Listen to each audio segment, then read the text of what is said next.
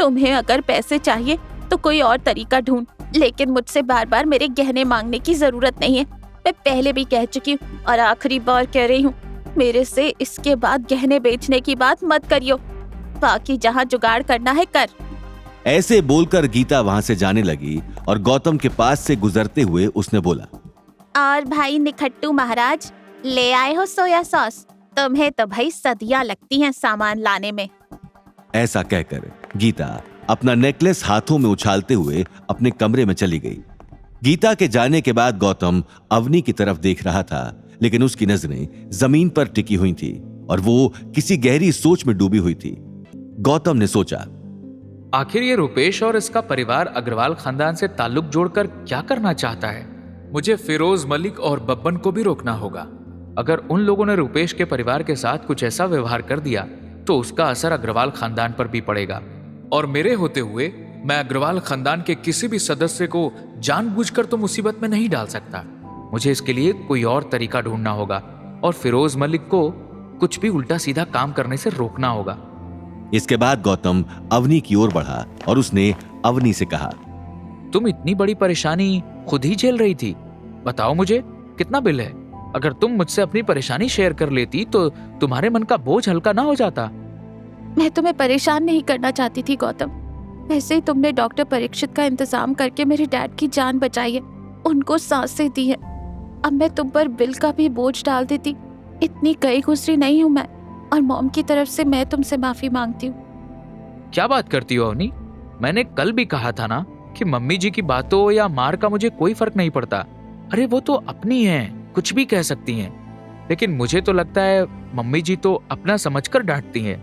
लेकिन तुम मुझे गैर समझती हो, तभी तो तुमने मेरे साथ बिल वाली बात शेयर नहीं की। रुको, मेरे पास कुछ सेविंग्स है, मैं देखता हूँ कि उसके अंदर कितना पैसा जुड़ सकता है। ऐसा बोलकर गौतम अपने बेडरूम में चला गया।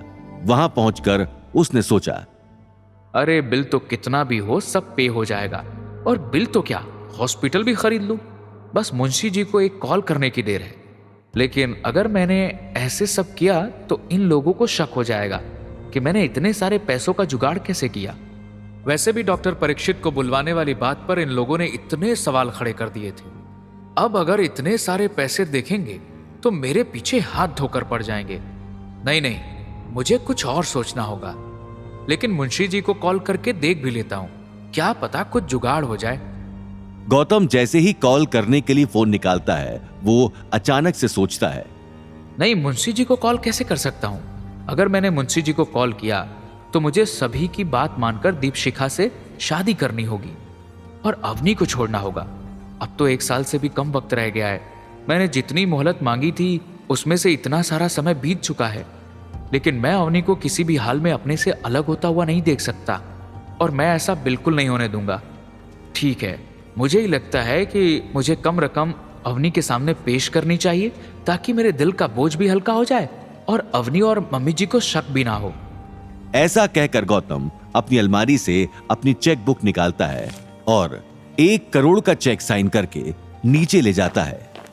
वो अवनी को चेक दे ही रहा होता है कि तभी वहां पर सौरभ आ जाता है। सौरभ को देखते ही अवनी सोफे से खड़ी होकर गुस्से में अंदर जाने लगती है।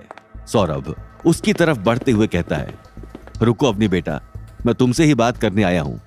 अपने घर में एक अलग आवाज सुनकर गीता भी दौड़ी दौड़ी कमरे से बाहर आ जाती है।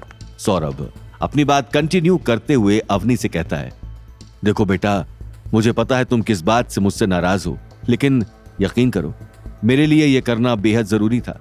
ये तो मेरे लिए ऐसा था जैसे एक तरफ कुआं एक तरफ खाई। तुम्हें पता है मैंने ये फैसला कितनी मुश्किलों से लिया है। अवनी ने जवाब देते हुए कहा, आपने जो भी किया हो या नहीं किया हो, मुझे इससे कोई लेना देना नहीं है। मुझे सिर्फ इतना पता है कि मेरे डैड वहाँ हॉस्पिटल में जिंदगी और मौत की लड़ाई लड़कर जीते हैं, और इस वक्त मुझे उनके बिल का इंतजाम करना है। आप प्लीज यहाँ से जाइए।